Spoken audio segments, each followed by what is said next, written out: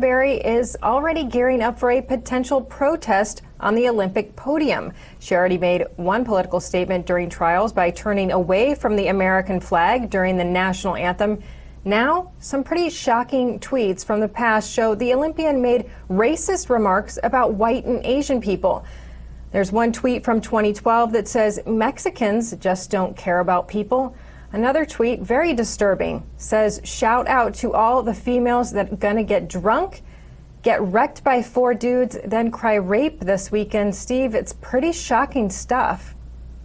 I would say no class would be doing those comments of favor. But this is a person who is supposed to be representing our country.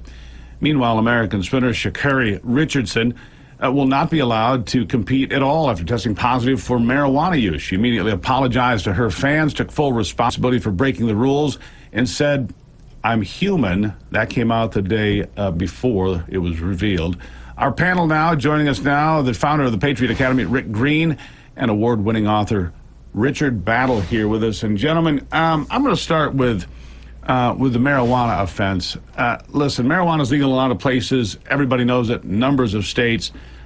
But she knew the rules, and it's one of the listed drugs on there. I think it's terrible that she's disqualified from the Olympics, but on the other hand, those are the rules, and she knew the rules. And she knew when she did it, she was breaking the rules.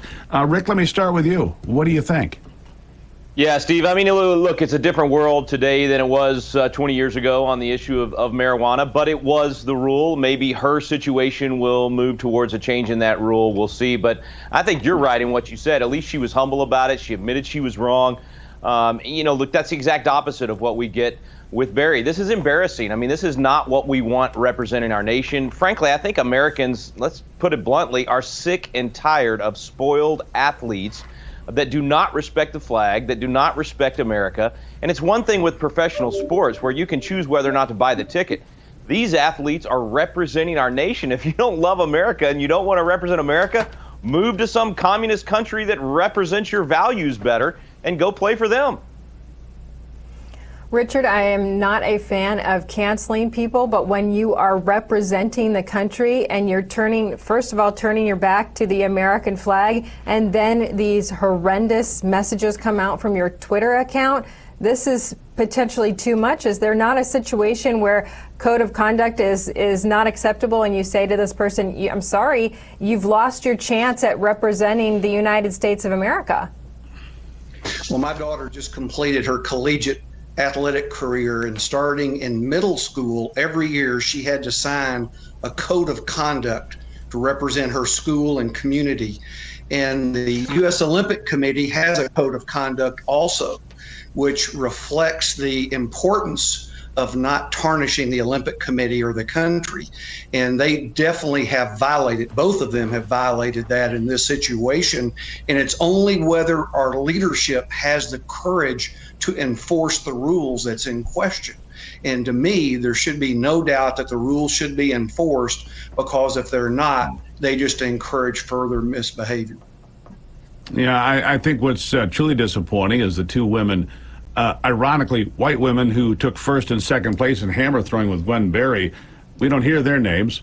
They've worked since they were in middle school as well, and through high school and college, to be the very best at their event on the world stage. I don't think it's likely that Berry would medal at the Olympics. Maybe I'm wrong, but she finished third in the American trials, and there'll be women from all over the world in this event. But just the idea that she would tarnish, I think is the way to put it, Rick, just to tarnish America and the flag. And basically it's an insult to everybody, isn't it?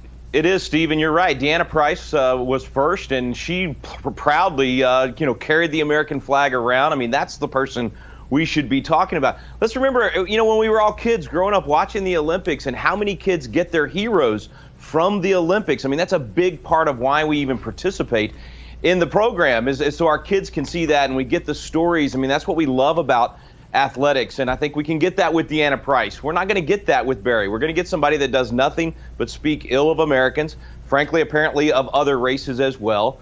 And let's address the elephant in the room. If the roles were reversed and this was a white person saying these things about a black person, they would be off the Olympic team like that. 100%. Yeah, and I want to And I want to say what Richard said is very true. There's a code of conduct, but it's almost more pronounced this year because we already had Japan come out and say, hey, we're not doing protests, no political protests at this Olympics, and now we're going to send somebody that's already a risk. It seems very embarrassing for the United States to take that chance, and I think that the committee should come forward and say this is unacceptable. But I want to move on to our next topic really quickly here. Disney, they're also making headlines this week. They're trying to be woke. So we are going from political protests to all of these companies that are trying to be woke. They changed their traditional announcement for their fireworks show to be more inclusive. Traditionally, the announcement started, "Good evening, ladies and gentlemen, boys and girls, dreamers of all ages." Now, the woke version is, "Good evening, dreamers of all ages." This made people pretty mad. Some Disney fans on Twitter were upset by this. One writing, "Disney gets more ridiculous every day." Richard, I have kids. I feel the same way. I don't want all of this wokeness around them. I just want them to feel the magic of Disney. Why are these corporations getting involved in politics? Well, these two issues, in my opinion, are linked because the left is encouraging athletes and businesses to use, quote unquote, their platform to advocate for social justice. And in my opinion, first, well, you can never make those people happy, so why continue to give in to them? But it also reflects that our situation now, we're not in a Democrat versus Republican situation. It's much more of a globalist versus American situation because Disney and other companies are revealing that their allegiance is to global markets, not the U.S. market. Yeah.